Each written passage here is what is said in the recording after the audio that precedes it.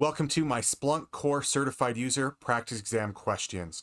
We have been asked, and so we will provide practice exam questions, the question options, and explain why each option is either correct or incorrect. I am not a fan of this as your sole method of studying for your examinations and certifications.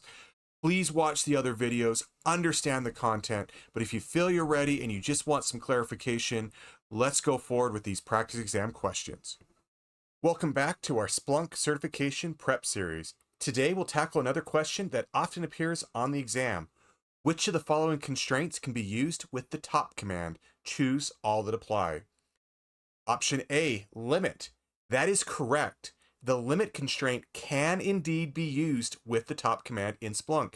It helps you specify the number of results you want to see, which is very useful for controlling the output size. You can say limit 10, limit 20, limit 1, limit 15, and it will bring back that many values. Useperc. There is not a constraint named useperc for the top command. Although you can display percentages with top, it is not the useperc command that does it. I've actually given you an example right here. We actually use showperc. Really mean test question, not gonna lie. So it's important to understand these commands. But here's a limit command and showperc.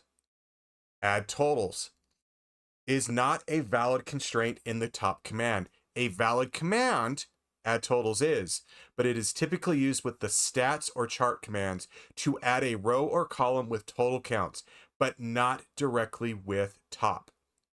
Field count. This is also incorrect. Field count is not a constraint for the top command. If you need to count fields, you would use different commands or functions, but field count isn't recognized in this context.